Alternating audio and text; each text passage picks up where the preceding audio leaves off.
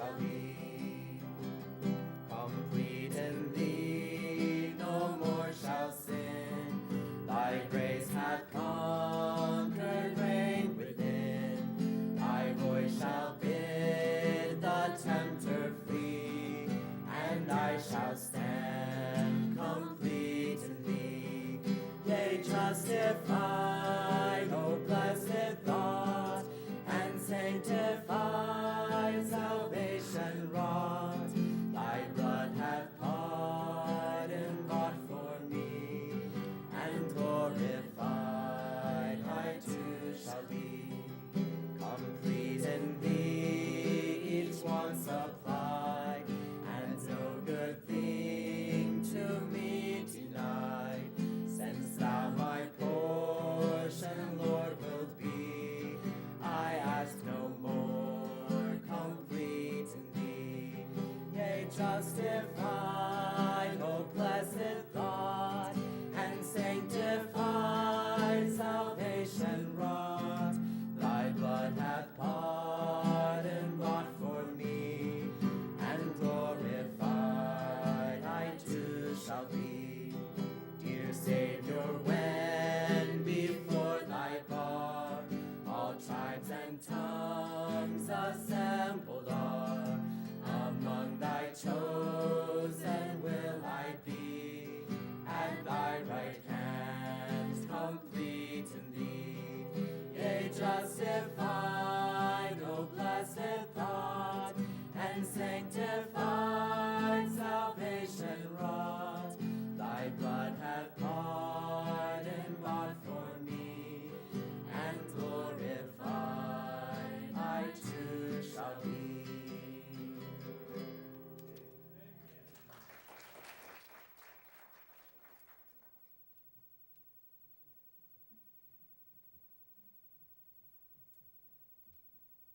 Good job, guys and gals.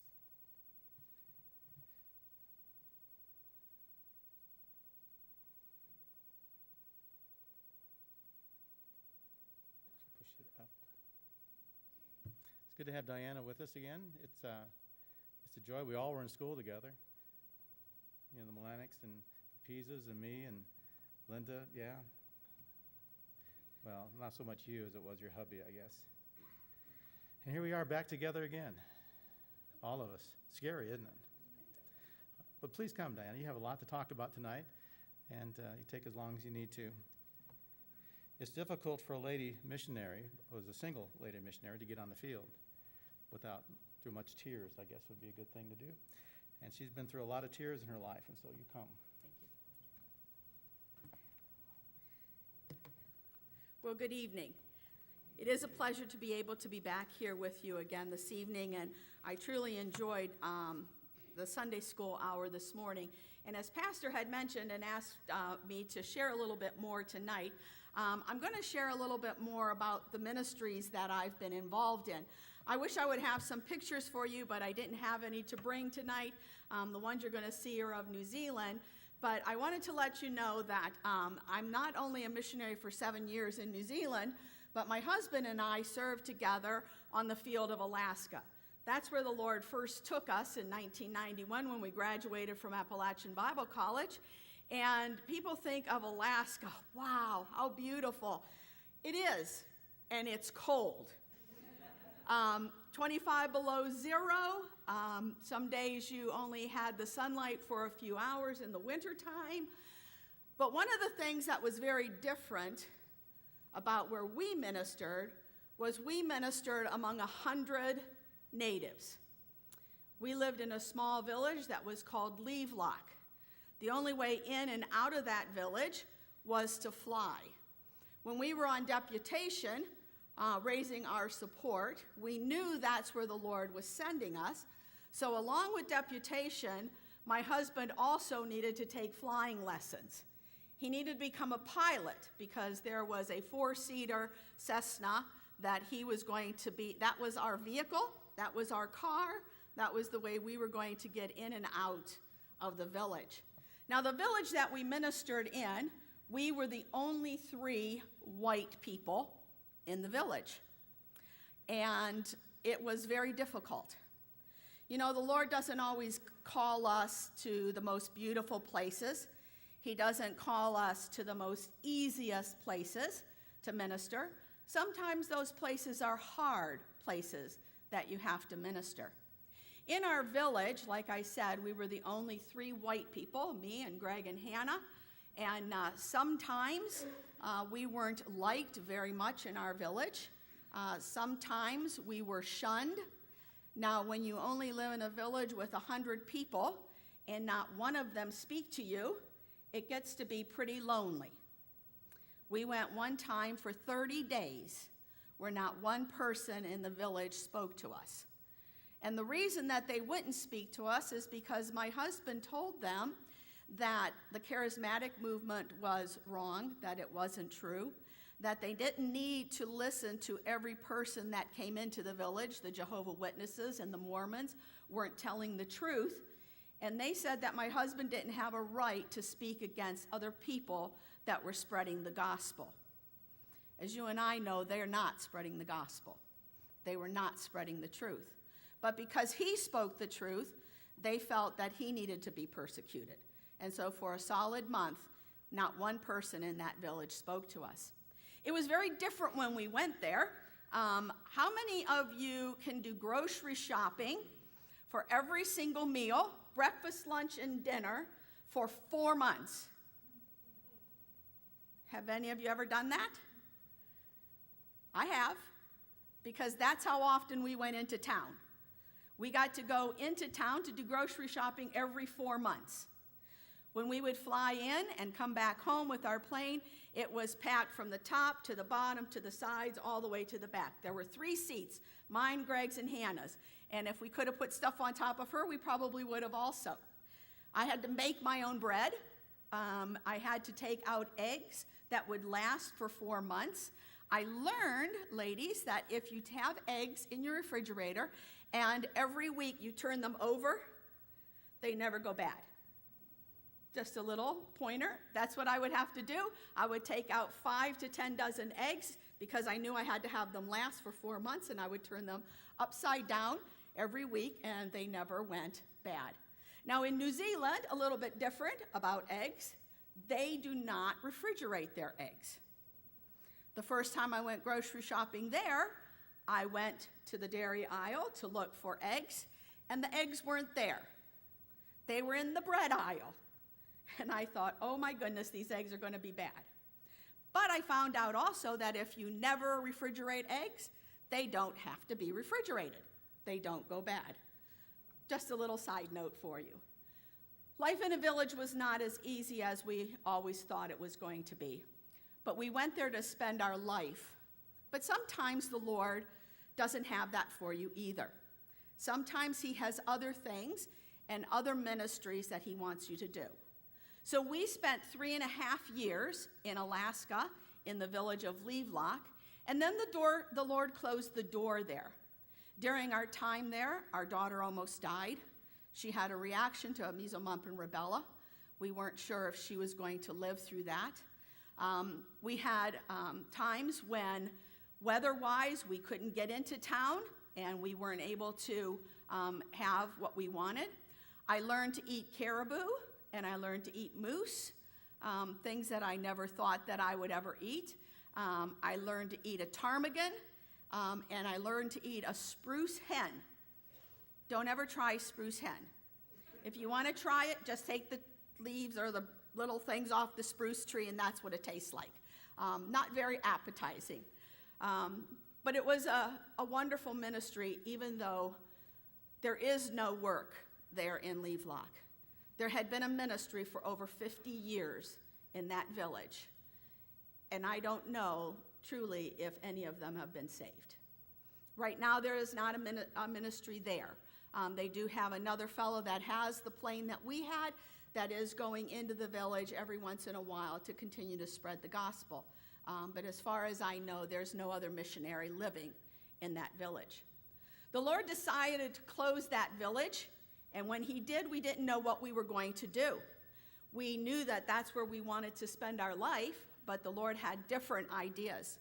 So we spent 3.5 years there, and after 3.5 years in that village, we got a phone call from the mission, and they said that there was a missionary in New Zealand that needed to have a furlough. Their daughter was here in the States, and she had throat cancer, and they wanted to come home for her surgeries and to be here for her recovery. And they asked us if we would like to go to New Zealand. Now, at that time, I know everybody knows their geography, right? Everybody knows exactly where New Zealand is. We didn't. We didn't know where New Zealand was. It's like, okay, where is New Zealand? So we got out our map and we looked on it. Well, they gave us 30 days that we had to sell everything, move out of a village, get our plane tickets, get our visas, get our passports, and arrive in New Zealand. And our Lord is great, because we needed to be there on September 1st, and we arrived on September 1st. We got all of our paperwork, our visas, passports, everything we needed to go for the very first time to New Zealand. When we were there, the first place that we ministered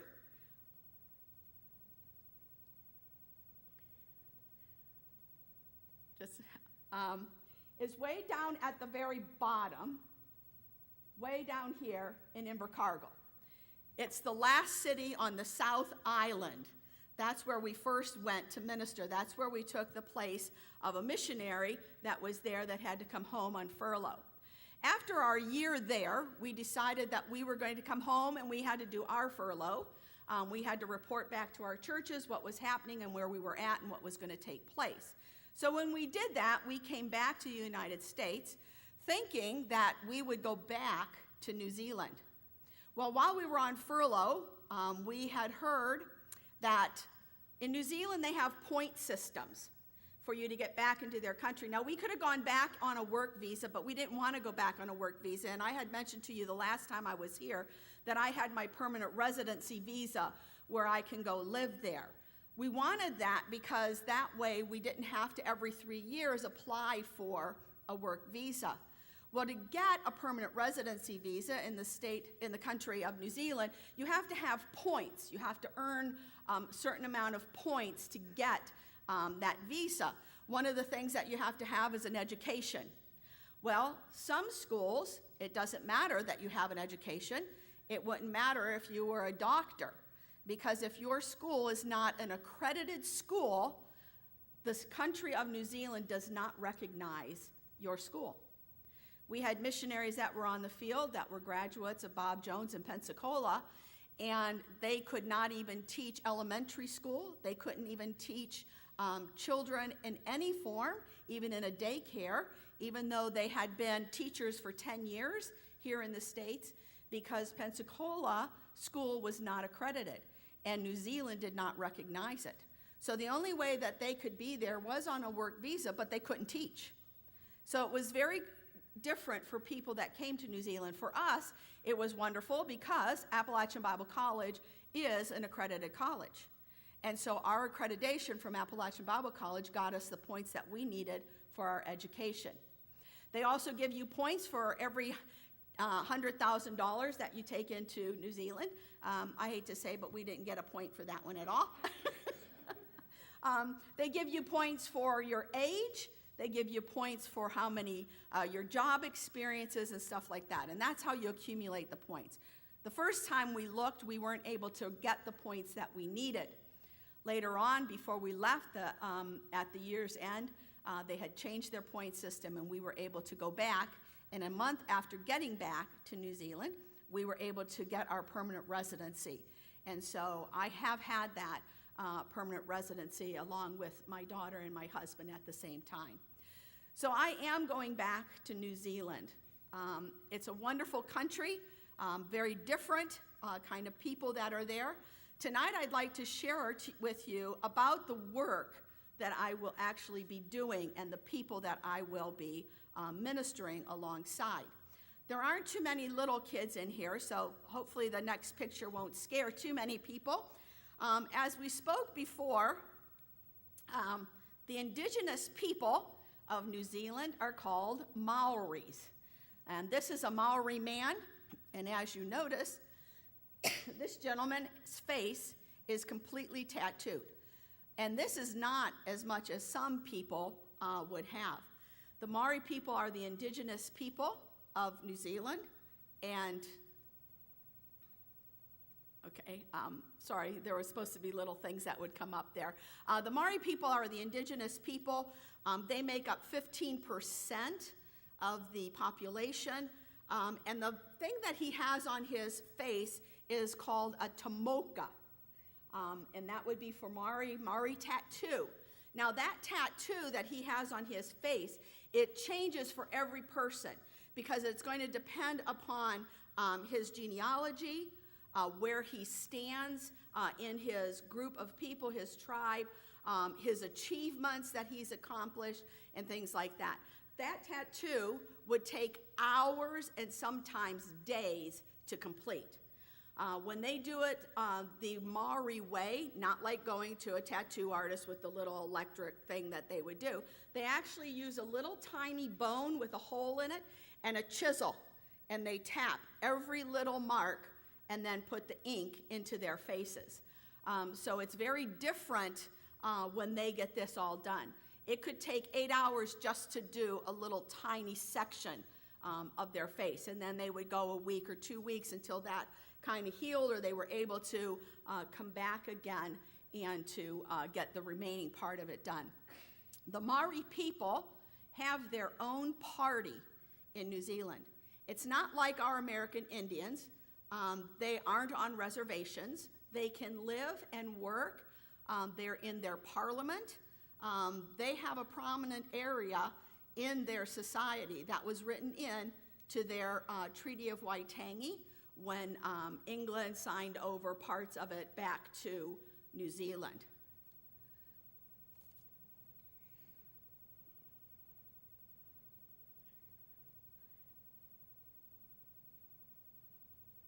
It's called Murphy's Law. Uh-huh.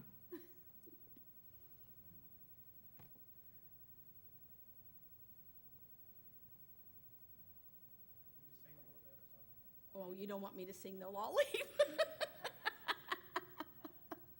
Actually, Debbie used to play for us when we would sing. Okay, Wellington, oh, there we go. Okay, there we are, Wellington. Wellington is also called the Windy City there in New Zealand. It's at the bottom of the North Island, as we saw the two maps.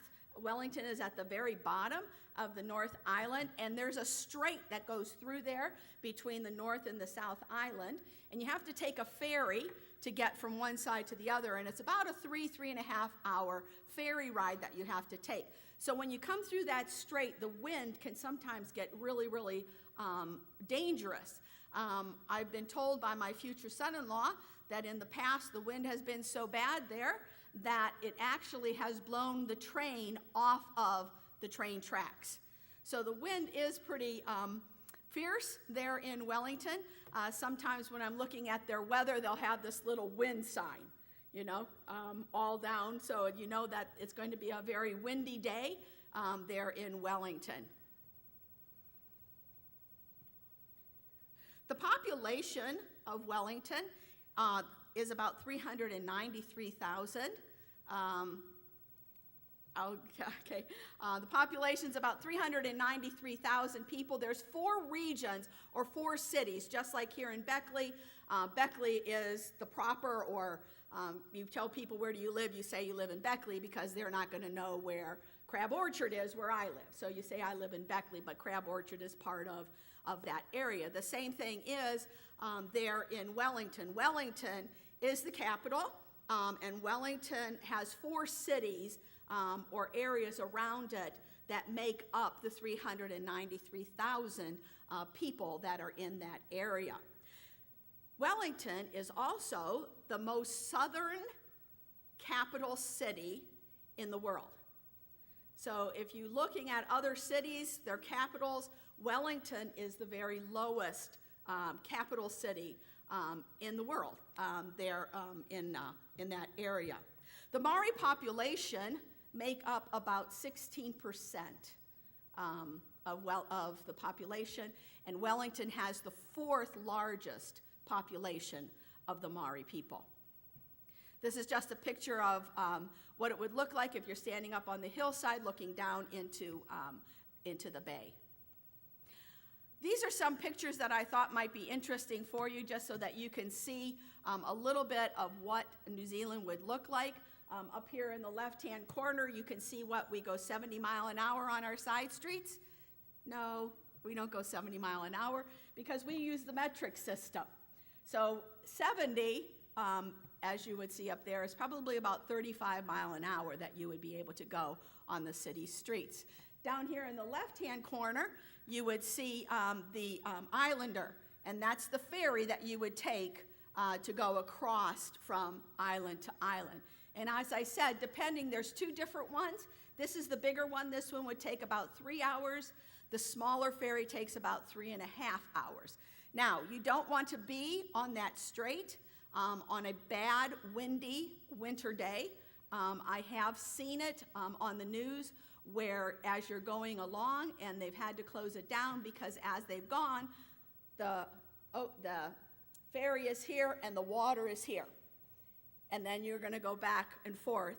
And sometimes they have to close the ferry down because it's just impossible to travel across that strait. Again, I thought maybe there would be some kids in here and they might like to see the animals of New Zealand. The one over here in the left-hand corner where you see the eggs, and then the picture right directly underneath that, that's called a tuatara. And a tuatara is only found in New Zealand. It is an indigenous species to that country. The tuatara kind of looks like a lizard with kind of spiny things on him. He doesn't get very big, and he only lives now in captivity. There are no tuataras that live out in the wilderness any longer.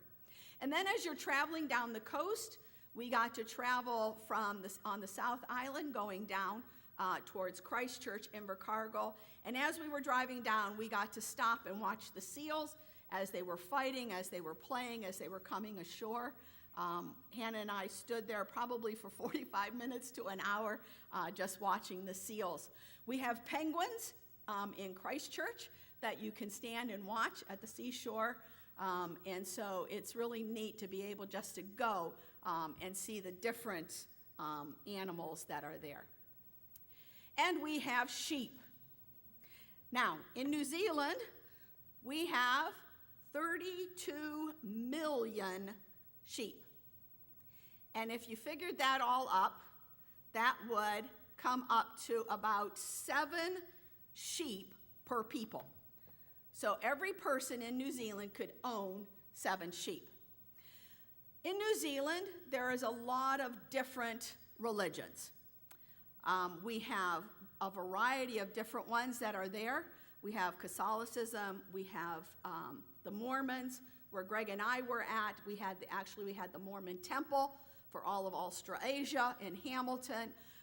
We have the Maori, which is Spiritism. We have all kinds of different religions that are there in New Zealand. We have the Buddhists, we have the Sikh, we have Hindus, Muslims. They're all there. They're very open to different cultures, and when those cultures come in, they bring their religions. As far as for you and I, a church that we would go to there in New Zealand, a fundamental Bible-believing church, it's like 0.39% that would be there. New Zealand is very secular. It's a very secular culture. These are some of the foods that we eat in New Zealand. Up in the left-hand corner is our meat pie. Below that is fish and chips, and they're delicious. I love fish and chips. I like meat pies also. In the center, though, you can see that there's a machine there that you can actually go, you take your own bottles, and you can fill it up, and that is milk that has not been pasteurized. It's non-pasteurized milk. You just put your money in, it'll fill up your bottles, and you can take it home. You can't buy it directly from the farmer, but you can buy it from one of these machines that they have around. If you like non-pasteurized milk, it's something that you can go and you can enjoy. We also have, up on the right-hand corner there at the top, that's called a flat white. coffee. When they make it, they always make that little fern design in the top of it. And then down at the bottom, and I know you would all love to taste them, we have chicken potato chips. They actually taste rather nice. They're pretty good. So that's a variety of some of the things that we might eat while we're there. We eat lots and lots of lamb because, as I mentioned, we have lots and lots of sheep. So at the meat counters, that is the biggest thing that we would have there is the lamb. I wanted to show you some of the prices that we have there in New Zealand, just to kind of compare different areas. I hope you can read some of those. McDonald's, a meal at McDonald's would cost $10 New Zealand. When you bring it over, depending on the exchange rate, it could cost us about $8 or so for a hamburger, fries, and stuff like that at McDonald's. Milk is expensive over there. Petrol has gone up extremely in New Zealand. While my daughter was there this summer, they were paying, New Zealand-wise, $8 a liter for petrol. So it's very expensive to buy your fuel for your cars. Over there, some other things are a little bit cheaper. Automobile insurance, for example. We pay here for automobile insurance because we have to have medical and all of that on our insurance. In New Zealand, when you insure a vehicle, that's what you insure. You don't have to put on health or medical because medical is socialized in New Zealand. So if you're in a car accident, you can go to the hospital and it's paid for. You're not out of any money. You don't have to worry about going to a hospital and paying a bill. So you don't have to have the medical on your automobile insurance. So it's a little bit cheaper. First time car, if you're going to learn how to drive a car in New Zealand, it takes 3 different steps while you're there. And so to get your driver's license as a young person, it costs close to $300 by the time you pay for each license and each part of that driving test. You have to get a learner's permit, and then you have to put on the back of your car an L because you're a learner. And then you have to have that for so long. And then after you can do that, you get to step up to the next area. And when you get that one, then you are allowed to drive, but you can't drive past 10 o'clock at night. You have to be in by 10 o'clock at night. You cannot drive with anybody in the car, even family members like your sisters, your siblings. You're not allowed to take them to the grocery store. If somebody's going with you in the vehicle with that second part of the driver's license, they have to have a full driver's license. So they would be the only other person that could be in the vehicle with you. So you have to drive by yourself. You're not allowed on the road before a certain time in the morning. And then you get to go to the next set where you get to have your full license, and then you can drive wherever you would like. So sometimes things are a little bit more expensive in the different areas. This is a picture I just wanted to kind of let you see my daughter and her fiance. My daughter is now 24 years old, and that didn't come up either. Okay. My daughter Hannah is now 24 years old, and she is here in West Virginia. I mentioned a little bit about her the last time I was here. The Lord allowed us to adopt her when she was 6 days old, and I've had a blessing of being able to raise her and just to share my life with her. The Lord was very gracious and kind. My daughter always said she was going home someday to live, which for her, home is New Zealand. We arrived in New Zealand when she was 3 and a half, and she left when she was going to be 13 years old after her father died. And so New Zealand is her home. And so she feels that New Zealand was her home, and someday she was going to go live there. About 3 years ago, the Lord brought a young Christian man, which is amazing in one respect, from New Zealand to play golf at WV Tech. He got a golf scholarship to come to Tech here at Montgomery, and he and my daughter met, and last year he asked her to marry him. So she is going home. She will be living in the South Island at the bottom in Queenstown, and I will be up in the North Island. The Lord is very gracious and kind that way, and he is a wonderful Savior. The ministry at Bible Center, that's the name of the church that I will be working at. They've given it a name, Bible Center. They have a group of people that are meeting faithfully. It's really neat. I get their messaging usually all night because it's daytime for them while I'm sleeping. And as they're writing each other, my phone is dinging all night long with messages that I can read in the morning. But it's just a wonderful opportunity for me to go and to minister there. They are meeting, as I mentioned this morning, on a Sunday afternoon is the time that they have set aside at 3 o'clock in the afternoon.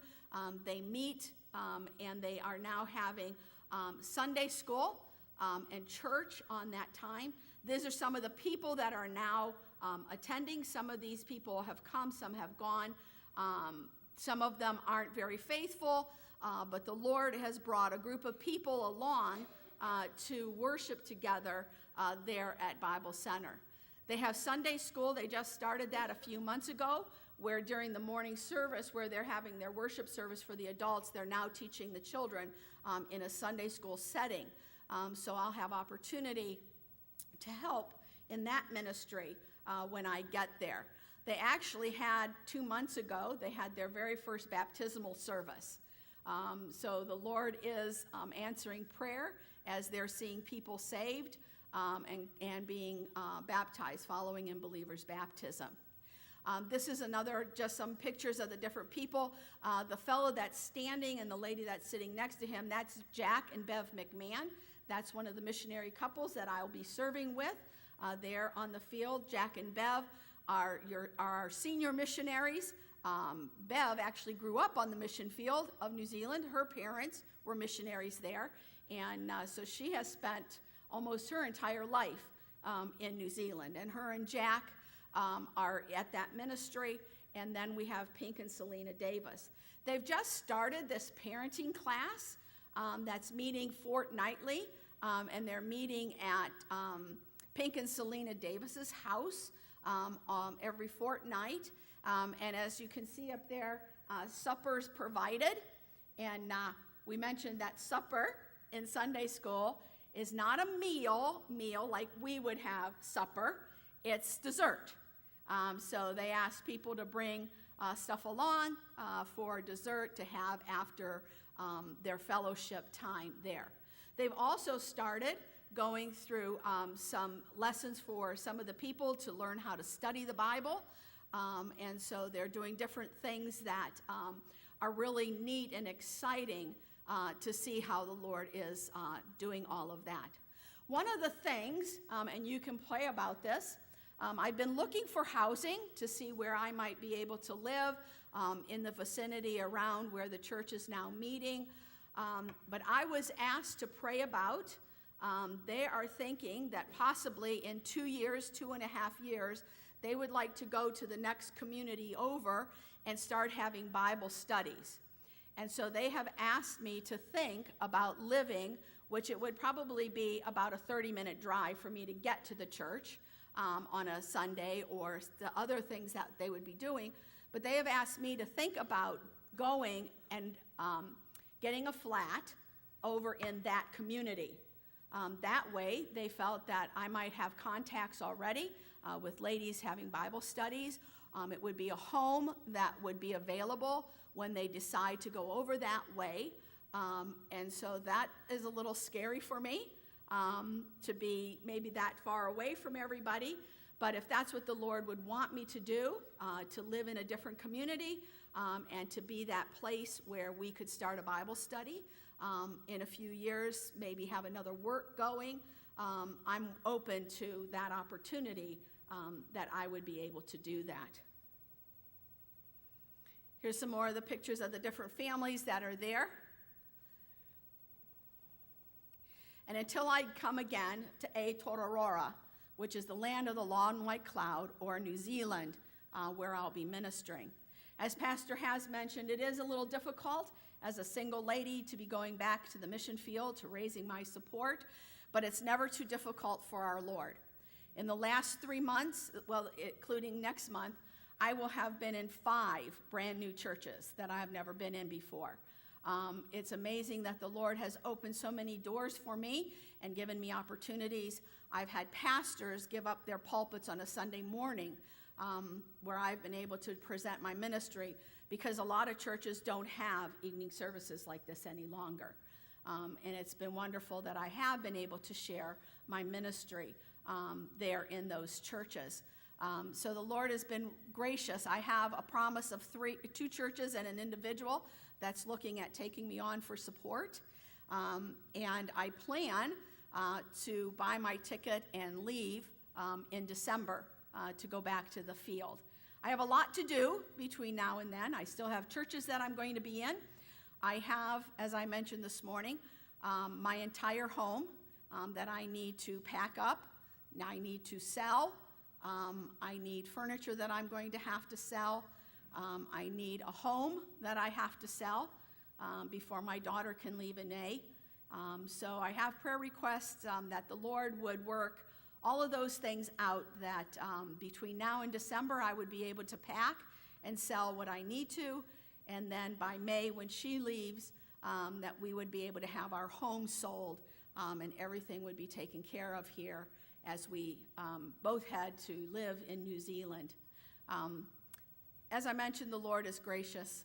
I started truly full-time deputation in January, and so far I have 72% of my support with these 3 promises of support. And then I also have all of my outfit and passage, which will help me purchase the items that I need to when I get to New Zealand, a car, whatever else I might need so that I can cook my dinners and eat, a bed to sleep on, a chair to sit in. So those items can be purchased when I get to the field. I thank you so much for allowing me to come another time and to share the burden that I have for the people of New Zealand. It's amazing that the Lord is allowing me another opportunity to go back there, to a land that I love, to a people that are special, that hold a dear place in my heart, and to start a new work and to make new friends and to work in a ministry that the Lord only knows what's going to happen there, who I've already been praying for, ladies to work with, children to work with. So just continue to pray that that support will come in and that I can soon buy that ticket and get my stuff packed and on a ship headed to New Zealand. Does anybody have any questions or anything that they'd like to ask?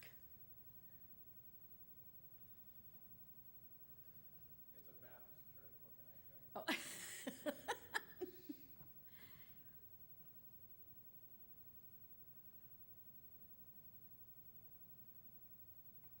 If not, oh, there's one. Are there a lot of horses? Well, my daughter used to go horseback riding, so I know there's horses there. Not as many horses as sheep.